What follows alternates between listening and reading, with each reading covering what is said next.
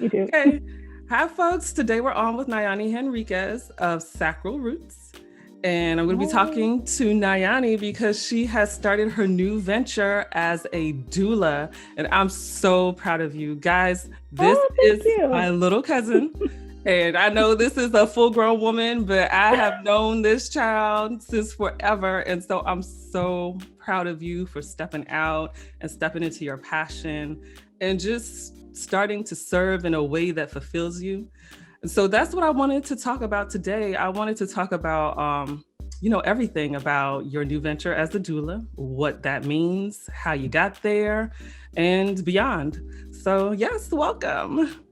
Thank you. Thank you. That really, really means a lot to me. It really does. It means a lot to hear that people are proud of me and I'm stepping out. It's one thing to be proud of yourself, but when you get the reassurance from other people, like it feels like it's just like, yes, this is for me. Yeah. So I guess I always like to start off with how I even got to know what a doula was, because I love to ask people if they know what a doula is, and they're like, what? A what? Right. Because And they never know. right. I've heard the term and I've heard it more frequently as of late. But Yeah. I knew it had something to do with childbirth, but I didn't know exactly how it fit into the full picture. So yes, give us the rundown about what a doula is. Yes. So first and foremost, a doula is really, the way I like to describe it is, we're advocates for the mom. So I am an advocate, the best friend, support person for mom. I have heard a lot of people get confused and they think, oh, is it a midwife? What do you do? And really, I just really consider myself like your go-to person during your pregnancy. That can be, and for me, I'm a full spectrum doula, so I'll kind of go into explaining the differences a little later. But for me, that can be pre-conception, like if you are trying for a baby and you've just been having a hard time, you need some suggestions. Early pregnancy, late pregnancy, birth, postpartum, after you've taken the baby home. I noticed when I was doing a little bit of research of my own, most moms said that they needed the most support between the time that they had the baby and the time that they see the doctor. And being a mother myself, it's a really vulnerable time because you deliver and you don't see a doctor until 6 weeks. That's a long time. That's a really long time. And especially if it's your first baby, or even if it's not, they say each pregnancy is different. That's a really long time to go unattended, and you may just think that whatever is going on with you is normal, and it may not be. And that's how I've come to find out. That's how, although a lot of mothers do die during pregnancy and during childbirth, a lot of them die right after. Like that period is so vulnerable. People get infections. They get chills, they get fevers. I had someone told me about I want to say it's called postclampsia, where preeclampsia is when your blood pressure raises during pregnancy. She had postclampsia, so after she had her baby, her blood pressure flew through the roof, and she was in a coma for 10 days. Wow! So she could not see her child. She was in a coma, and if thankfully people around her were noticing, hey, you look swollen, something's not right. But consider if no one had said anything to her and she's just thinking, hey, this is normal. And, it's not like a doctor was checking in on her. So she literally had to go take herself to the hospital. So it's really, I am an advocate for people. I've gone off tangent, but No. I just consider myself an advocate. I'm that person. I will be checking on you in those 6 weeks. I will be checking on you during early pregnancy, and no question is too small.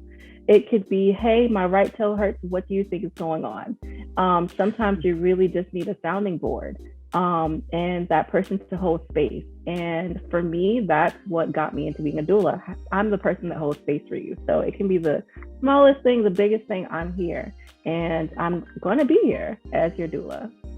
So in doing some reading before our conversation, because I wanted to be able to have, I don't know anything. So I just wanted to be able to ask some questions that I think people like me would want to know.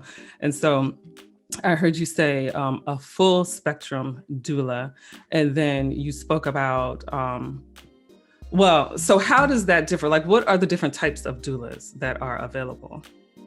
Sure. So there are doulas who specialize in fertility treatments. Like they are literally just there to help you with like holistic things of ways for you to get pregnant if you're having any problems with infertility, or maybe you don't, you just want some advice. There are doulas who specialize in that. And then there are doulas who specialize in birthing. So if you want assistance during your pregnancy and during childbirth, there are doulas who specialize to assist you then. And then when you get into that postpartum period, you may have to look for another doula. And then you have the doulas that only specialize in postpartum. So those doulas will do as little as things of like small chores for you, maybe a vacuuming for you if you need that support, meal prepping for you, showing you how to swaddle a baby, or anything that was helping. A lot of doulas are certified in lactation. So they may be lactation consultants helping you with breastfeeding, getting the baby to latch, or really just any concerns that you may have. Now, it's important to note that the doula, again, is here for the mother. So it's literally whatever mom says she really needs, and you guys discuss that per your contract. Your doula can support you postpartum that way. You also have doulas who specialize in abortion, bereavement, miscarriage, things like that. And when I say that I'm a full spectrum doula, I'm a doula that will be just considering everything.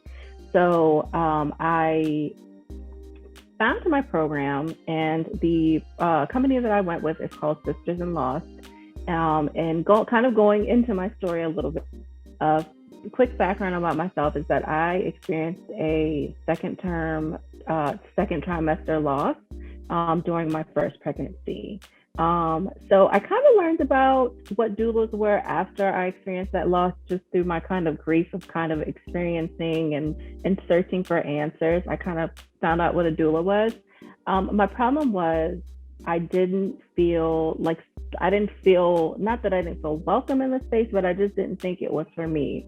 I thought that they really focused on the romanticizing of pregnancy, if that makes sense, like how, the great aspects of pregnancy. And I'm not saying that that's not true, but I thought there was no space for people like me who was grieving the loss of their child. And then when I did become pregnant again, I still didn't feel pregnancy is not quite the same when you've experienced a loss, because the joy is kind of taken from it in a sense. Mm-hmm. Even though you do have the gratitude and it's wonderful, but the anticipation and that joy that first time mothers hold is kind of taken from you when you experience a loss during your first pregnancy or subsequent pregnancies. It's different. So I found this program, or I should say company, and it was called Sisters in Loss. And I just came across it one day, years after my loss, and she had a course to become a bereavement doula. And I was just like, I've never heard of that. Like, that's completely wild, like, cool. So I looked into the program and I took the first course. It was about 4 weeks. And we talked about birthing and bereavement and how you can support mothers, either in childbirth or if they do unfortunately lose their child. And I learned so much information. It even got to a point where it resonated with me how much I didn't know during my own loss.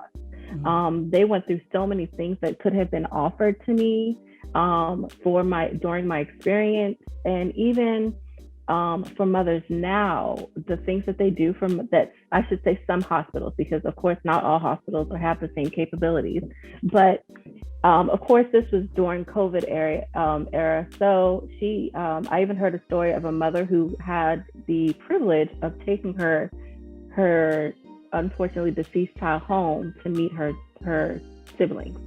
So she could leave. They allowed her to leave the hospital. She took the child home because unfortunately, with COVID, there were no visitors allowed. Right. And they preserved her baby so that her siblings could meet her baby. And that's just to tell you how far the technology has come. That was not an option for me. It wasn't even something that I knew was possible. And there's so many different programs and, like I said, technology that people now use that, unfortunately as mothers, and especially Black mothers, we know nothing about. And that includes, possibly saving your baby's life. Sometimes doctors find it so easy to just brush us off. And after taking this course, I was just like, wow, like, consider if people knew this, how many babies could be saved, how many mothers could be saved, especially when we're talking about Black mamas, So I think it's interesting that you touched on the story that you told about the woman that was able to take her baby home to meet their siblings. And not only that technology has come that far, but the mindsets, that they understand that that's something important. It's not just, oh, well, you got to move on and let's move on. Like, they understand the effects that something like that has on a woman, and not just a woman, on a family.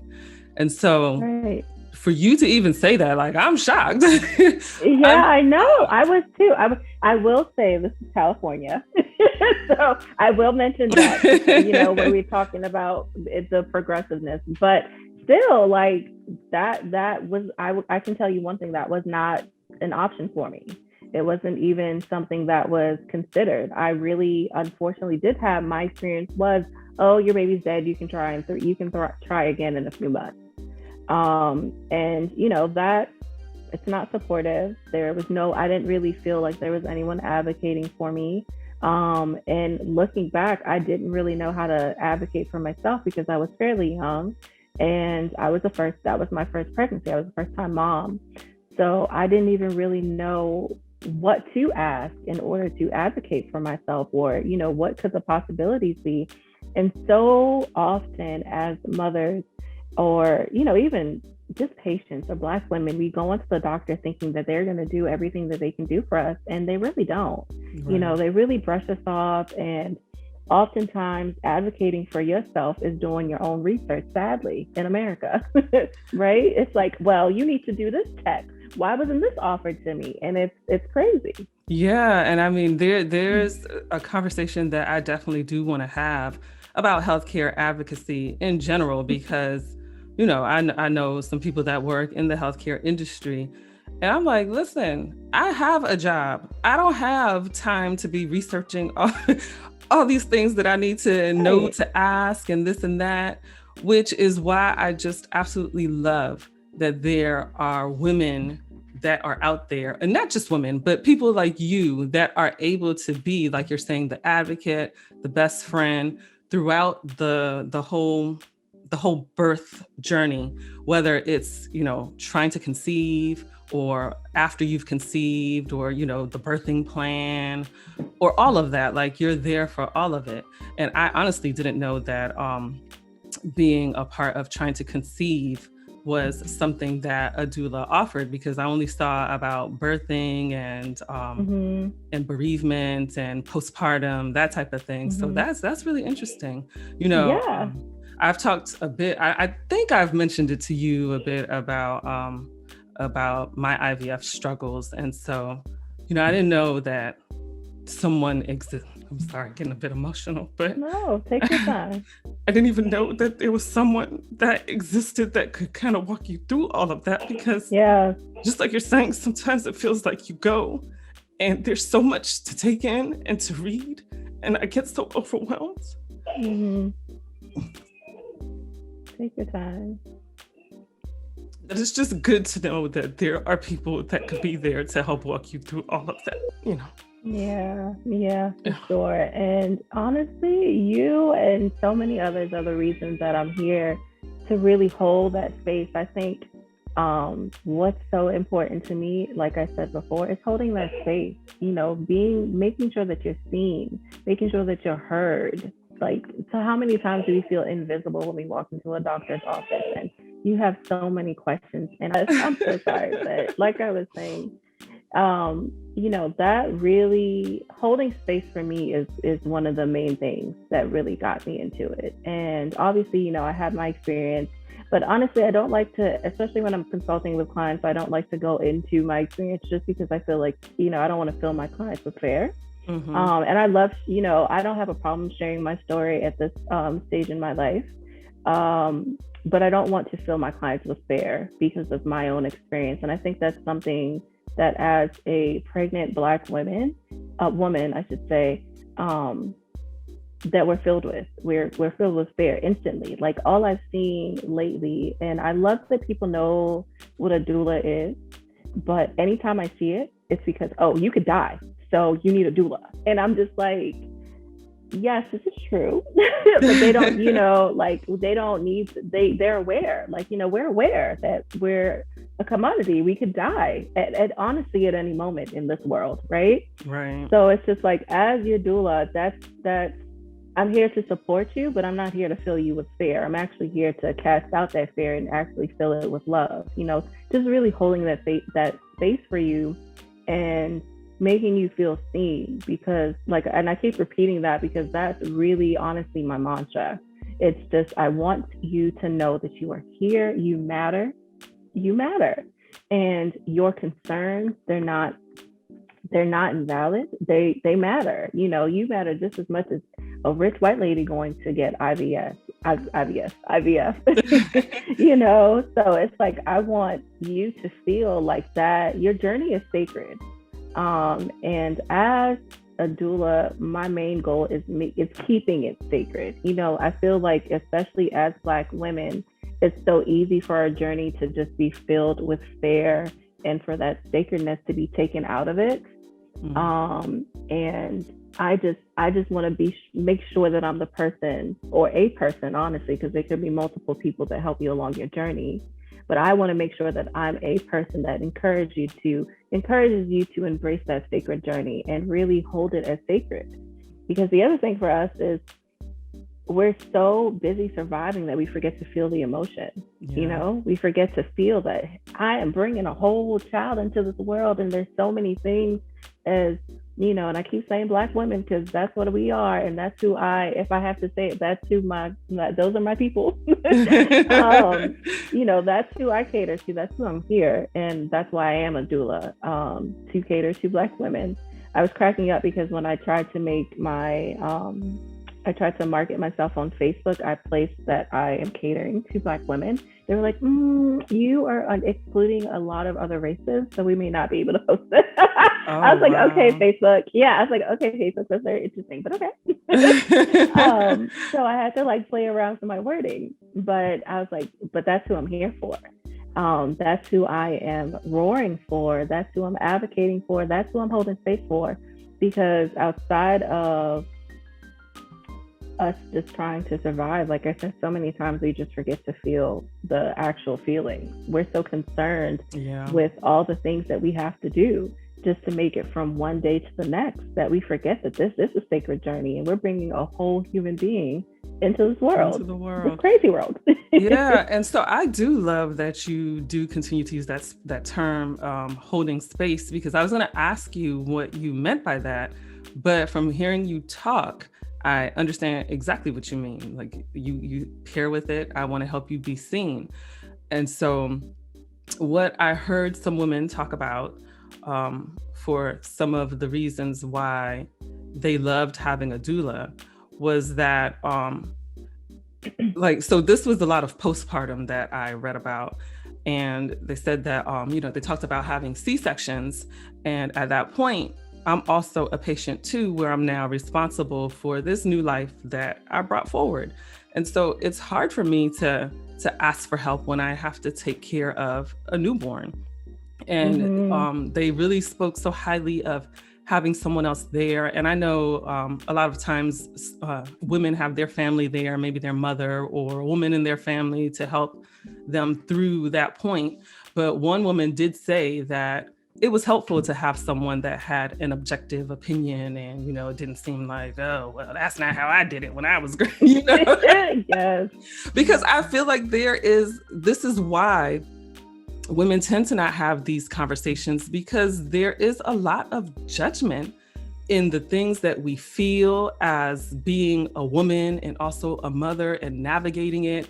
And sometimes it's like some thoughts that you might have, if you, God forbid, say it out loud, somebody's going to look at you like you're crazy, but other people may have had those same thoughts, it's not something that's not normal.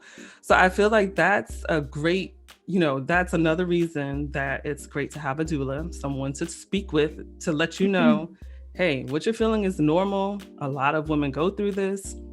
And, the medical professionals don't always have that time to dedicate to us to give us that type of advice.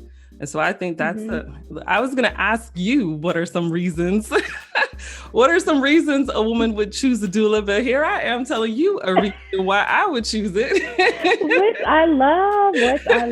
I love when I always listen. One thing I always tell my clients is to listen to your instincts, listen to your gut, because so often I've talked to my clients multiple times and they're just like, well, they told me this and they told me the other. And I'm just like, how do you feel? Mm-hmm. Because it's so, again, as women and as Black women, I will continue to stand on that hill.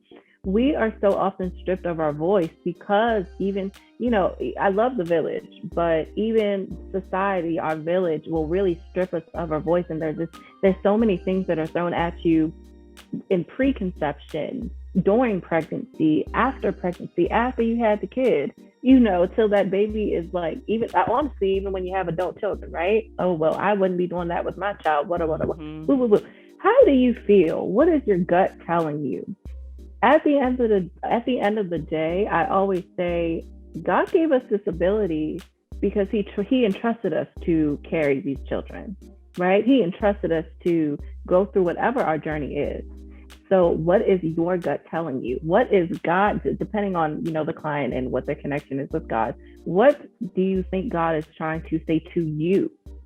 Because you have the ability to take this child to labor. You have the ability to raise this child. You have the ability to go on this journey, whether it is fertility treatments, non-fertility, whatever your journey is, God entrusted this sacred journey to you. So cut out all the noise. What is your instinct? What is your gut telling you? Mm-hmm. And that's why it's funny, I'm getting to the name of my company, but that's why I chose Sacral Roots, because one, the sacral chakra, I don't know if you're familiar with chakras, but the sacral chakra is actually located where your womb is. And that's really, where your gut instinct comes from. Mm-hmm. So that's actually why I chose sacral. And then I chose roots because to know me is to know that I love natural hair care. And I wanted to combine the two. And I was just like, it's wonderful to put our womb health together with our, hair health and talk about how we can combine those, natural herbs and things that we care about. So yeah, like listening to your instinct is so, so important, cutting out that noise, because people will have you going all different types of ways. Right. And women have been giving birth for thousands of years, Okay. Unassisted.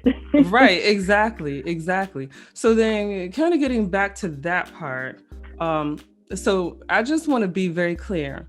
A doula is different from a midwife, correct? Yes. And I'm sorry, please keep me on track because I will just talk. Okay. No, it's okay. So I know I can be all over the place in my thoughts sometimes. So please, if you need to slow me down and give me I should have gave myself an outline.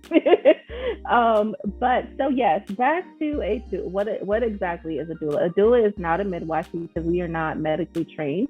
So a midwife is medically trained to perform childbirth and help you through those medical things, especially if you have a higher risk pregnancy or you just really need that medical assistance. A doula is literally, like I said, just a support person. I'm literally just here to listen to you. And of course not, and that's simplifying it a lot, but at the end of the day, I'm literally just here for mom. I like to look at it as midwives and doctors, hospitals, they're there for mom and baby. I'm literally just here for mom. We gonna make the baby get here great, but I'm literally just here to make sure that your mom is supported however she needs to be supported. And whatever that looks like is what we can create together.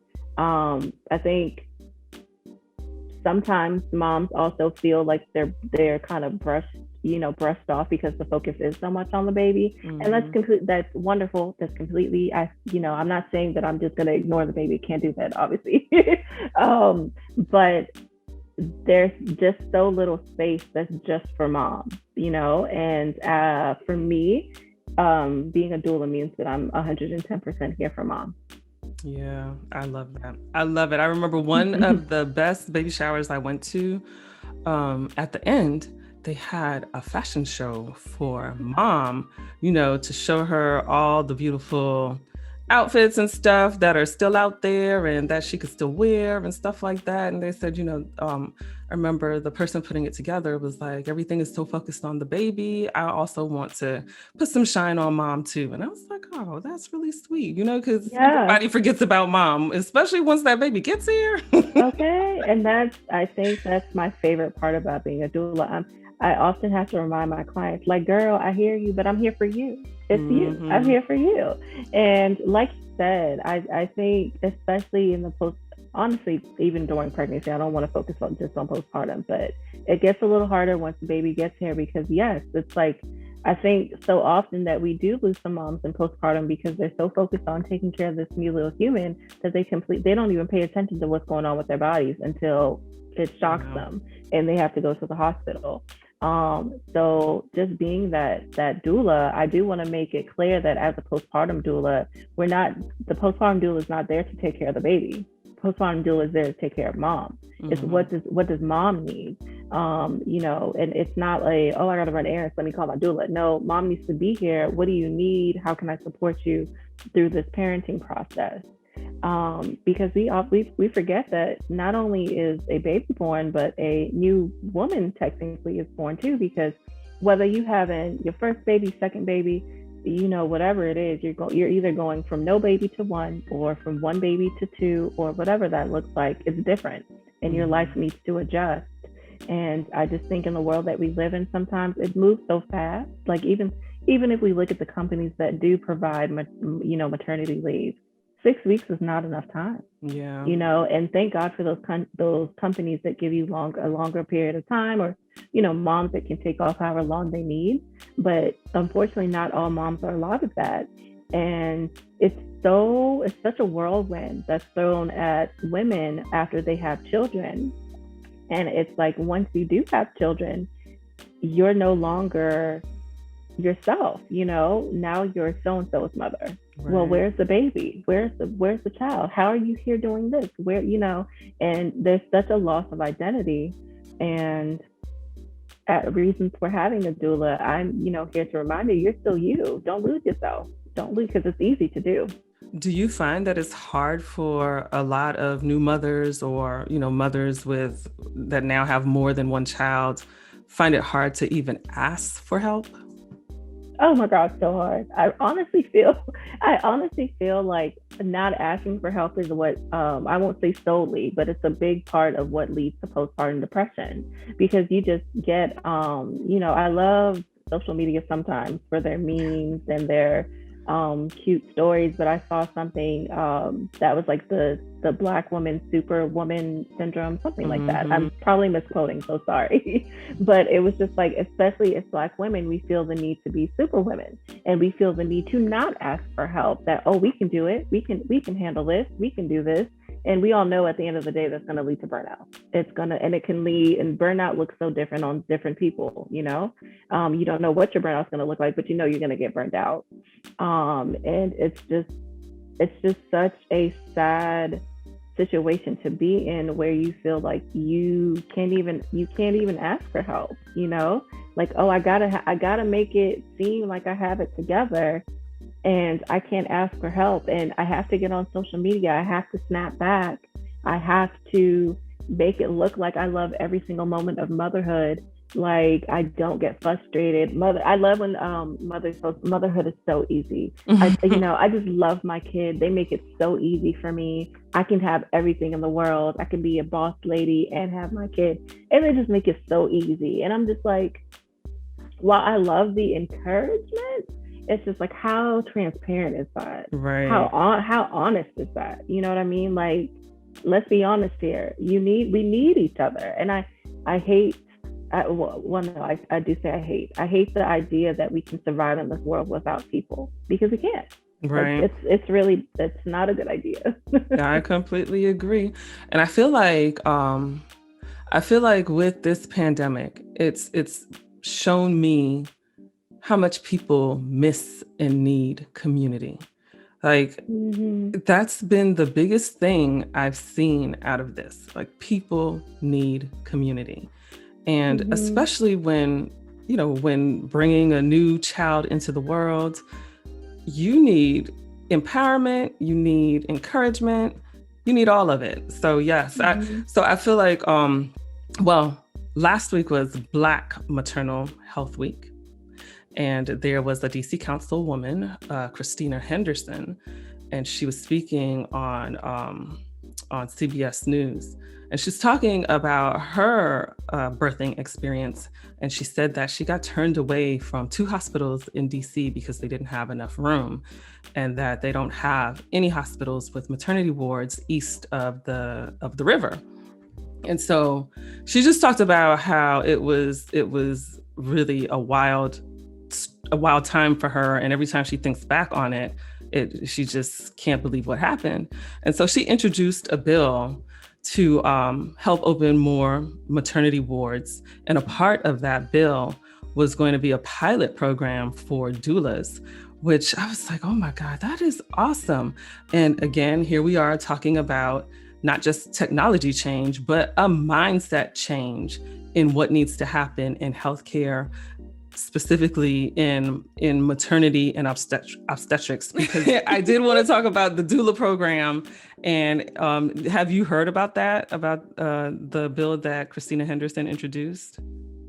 I actually have. I honestly haven't done my research about it, but it's funny that you say that because the program that I went through my doulaship with, I believe she was at the round table when she presented the bill. So I don't want to say her name wrong, but I know her first name is Erica, and she is the owner of Sisters in Law. And she told us that it was a possibility that this bill could be passed, and I'm so excited for her because she actually got to be at this roundtable with Kamala Harris, with the VP, and she was a part of them introducing this bill. So I'm so excited to have her as a mentor and to go through her program. So I've definitely heard about it, but I haven't done my due research, which I plan to do because I'm so excited.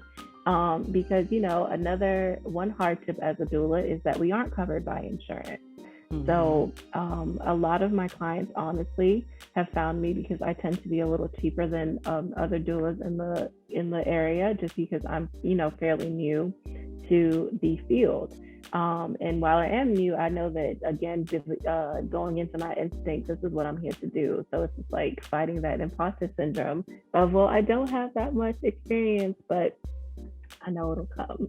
Yeah. But, like I said, a lot of people struggle with the prices of doulas because it's like you want to pay, at least for me, I want to pay people their worth, but I also want to be able to afford you. I don't want to go into depth trying to have a doula, but I also want to have that support there for me. So I know something that's important for me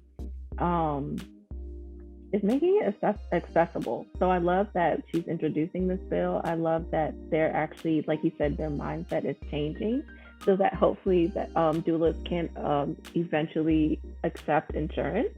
But in the meantime, I want to be this space for people that can't quite afford a doula.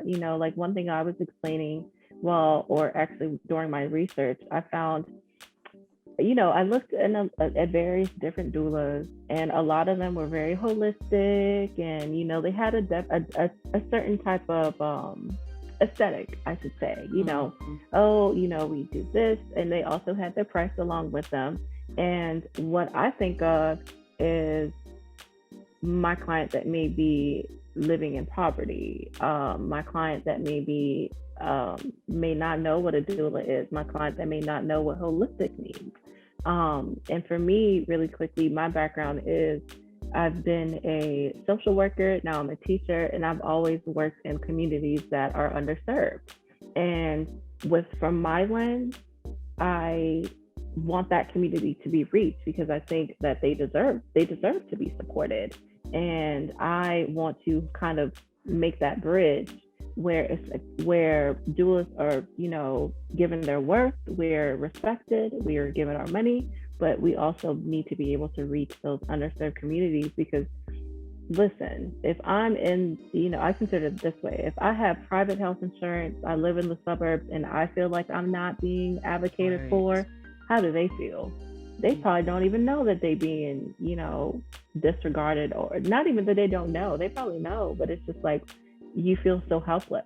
Right. Um, and one thing about me is I won't say from birth because I'm sure as a baby I wasn't thinking about what I was going to do when I got older. But ever since I've thought about what I've wanted to do with my life, what I wanted to be, I've always known that I had to be of service. I've always rooted for the underdog. I've always looked at different communities and see how certain communities had certain things that other communities did not. And I've always knew that I was going to be a vessel to reach those communities. I didn't know how always. And I was laughing because I was telling my therapist, I was like, people are going to say that I'm always switching careers. I was like, I've been a social worker, a teacher. Now I want to be a doula. People are going to say I'm so flaky. And she was like, well, they're different, but they're the same thing. You're always serving people. And I was like, yeah, that is true. And at the end of the day, even as a social worker, teacher, and doula, I've always been an educator. And for me, that's something that I stand on. I not only want to be a social worker, teacher, or doula, I want to make sure that I advocate and give people agency so that they can do for themselves. Help me help you, not help. I don't want to I don't want to always be the person helping you. I want you to be able to help yourself, because once you can help yourself, so how much further can you go? Right. And so what I love is that, because I do know the struggles that you went through trying to get to where you are now. And I mean, I know that you were in a dark place at a time. And so to see you now, I'm about to get all emotional. Oh, you're gonna make me cry. It's just like you are just a bright light of sunshine to want to be out there and to be helping people and to make it accessible. Like that's the part that's like, that's what I'm searching for, like throughout doing this, getting inspired by you guys and what y'all are doing to help us be a community and to just, I've talked to so many women. Like one of the women I talked to, she spoke about how she had a woman that called her and said that, she had some bad news and she was nervous to tell her, but she's pregnant. And she was afraid to tell her because she was afraid she was going to lose her job. And she was like, no, that's fine. Just let me know when your last day is going to be. Well, the woman was 37 weeks pregnant and she kept working because she was afraid that she would lose her job. Meanwhile, when I spoke to the business owner, like I knew what she stood for. She stood for women. She stood for women that needed space like that, space to be able to have a family and still be able to work and to get a living wage. And so it takes all of us in all different capacities to help bring each other up and make it a community. So I love it. I love it. For sure. I couldn't agree with you more. I always say, when I was preparing for this interview, we saw what happened yesterday, and I was just thinking, social media is it's just a different space now, and even in the world that we live in. And one thing that is important to me is it's coming from that dark place is Black joy. Mm-hmm. And one of my favorite quotes during this time period that we live in is that Black joy is a form of resistance. Yeah. And because it can get overwhelming to be on social media, and within 10 minutes of them coming up with a verdict, we know what the answer is. And you see the same meme or picture everywhere. And within moments of getting that verdict, you have another Black person dying and everyone's posting that. And it's just like, and if you do see someone posting something about joy, people get upset about that. Yes. Like they're like, how could you? And this is the state of the world that we live in. And while I understand and respect that, and I'm very much a person that's aware of the state of our world. In my opinion, I've been aware, and that's why also I work where I work.